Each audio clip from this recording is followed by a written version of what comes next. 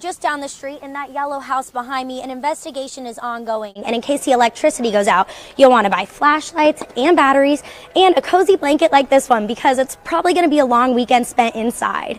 From early on yesterday until just about after totality today, this place was packed. Wildfire victims say that the number one thing they're most in need of is actually rolled hay bales like these ones, as well as fencing supplies.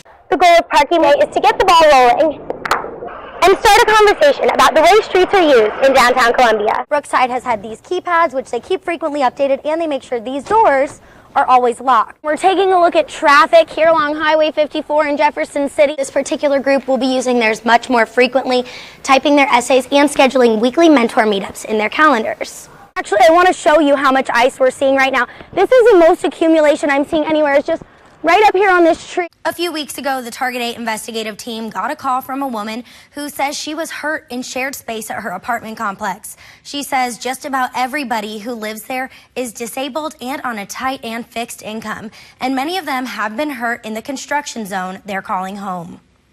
If you are leasing space, it is deemed to be habitable, which is the term under the law, and so as a matter of being habitable, it should be safe and clean and without hazard or danger and without any issues. Residents say that's far from being the case at this apartment complex in Shelbina. It's very dangerous. People have fell. I know 4 for a fact that have fallen, me included. Back in July, Betty White says her fall landed her in the ER. Somehow or another, I got my foot caught in this area and fell. And there's more.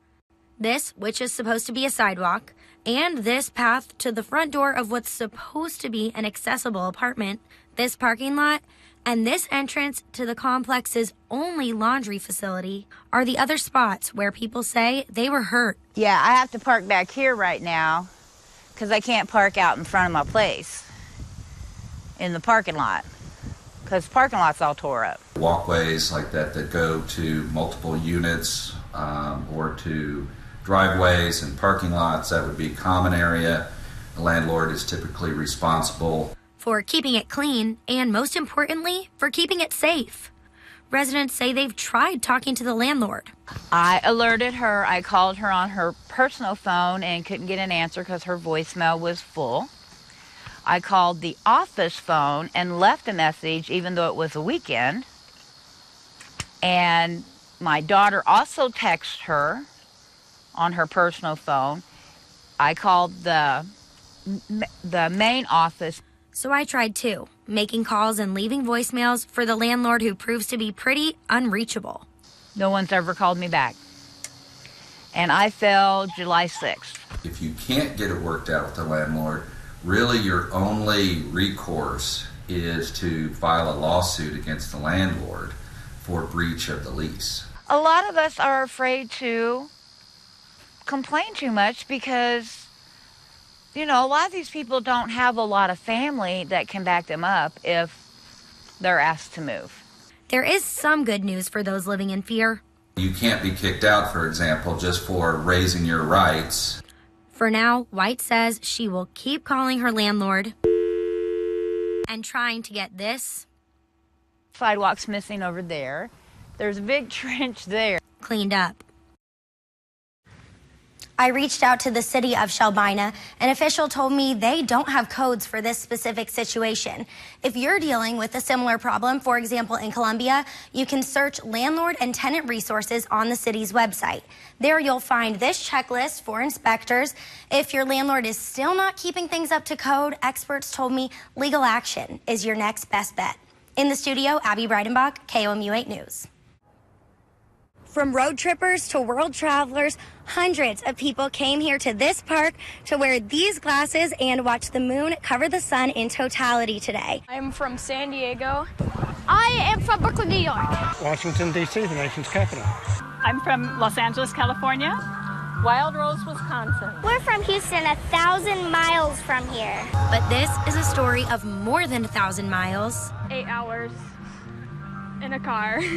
And not just hours, but decades for these women and their families. This is the first time Leanne and I have seen each other in 44 years. And the first time ever on this continent. Right, we went to high school in Singapore, and we went to graduation, and then being ready to go off to college and going back to the States, we dispersed pretty quickly. Their paths crossing almost as fatefully as the moons with the sun. It was just totally chance that we found out this was going on. Her husband looked on Facebook and saw that I was coming down, and we found out we were going to be in the same place. This rare moment in time has these two thinking, does the solar eclipse really have to be a once-in-a-lifetime experience? We're already planning to look at where the eclipse is going to fall in totality for 2024, so I think maybe we'll have another reunion. Won't take 44 years, right? No, I don't think so. We're going to get together for the next one. Today I visited Hair Is, one of many salons in Columbia, confronted with a scammer this week. A man walked in wearing a black vest, holding an envelope, and collected money from stylists at the salon. But once the women dug deeper into the cause they were giving to, they were blown away.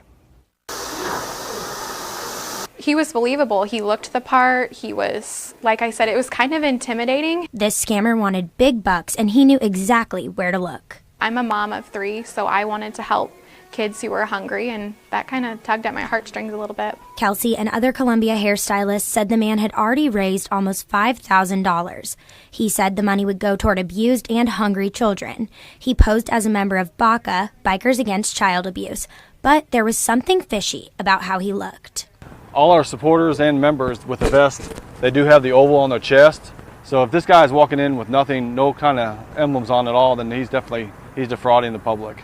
That left real bikers angry. Disgusted that somebody would use our image and our mission to try to defraud people. And the hairstylists? I just feel really silly. Like, I just believed him. So that's the unfortunate part. You know, you think there's good people out there, but they're still a little bad.